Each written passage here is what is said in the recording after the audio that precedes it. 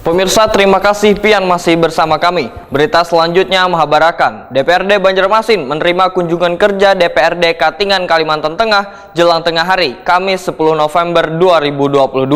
Kedatangan rombongan wakil rakyat Kalimantan Tengah ini adalah untuk belajar masalah struktur organisasi ASN wan penyusunan APBD. Banjarmasin dianggap daerah yang lebih maju sehingga mereka ingin belajar ke daerah ini. DPRD Banjarmasin menerima kunjungan kerja DPRD Katingan Kalimantan Tengah jelang tengah hari Kamis 10 November 2022. Kedatangan rombongan wakil rakyat dari Kalimantan Tengah ini adalah untuk belajar masalah struktur organisasi ASN wan penyusunan APBD. Anggota Komisi 3 DPRD Kabupaten Katingan Budi Hermanto, Wetakuni Prima TV mengaku sengaja konsultasi ke Banjarmasin lantaran kota ini sering menjadi rujukan daerah lain. Kedatangan rombongan adalah belajar mengenai mutasi atau penempatan wan penataan ASN sesuai perkembangan. Banjarmasin, ujar Budi Hermanto, adalah daerah yang lebih maju sehingga mereka ingin belajar ke daerah ini. Hasil konsultasi nantinya akan diterapkan di Katingan Kalimantan Tengah. Cuman kita kesini karena untuk penataan penempatan ASN-nya sesuai dengan perkembangan kotanya. Ya.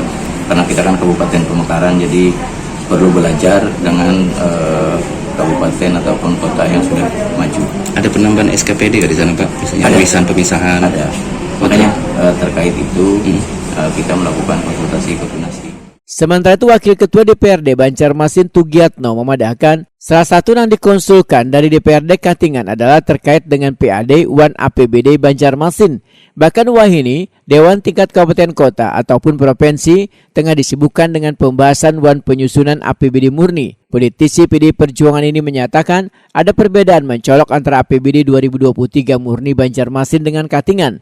Dikarenakan Katingan merupakan kabupaten baru atau daerah pemekaran di Provinsi Kalimantan Tengah. Ya, masalah saat ini kan yang lagi semua ya, mungkin semua anggota DPRD kota kabupaten baik provinsi itu membahas masalah anggaran APBD murni.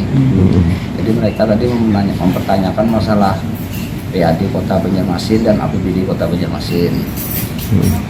Maka ada perbedaan apa di wadah kita dan di tempat lain? Ya, perbedaannya cukup mencolok lah. Karena kan mereka kabupaten baru, sedangkan kita kan kota. Jadi lumayan jauh perbedaan antara PAD dan APBD-nya.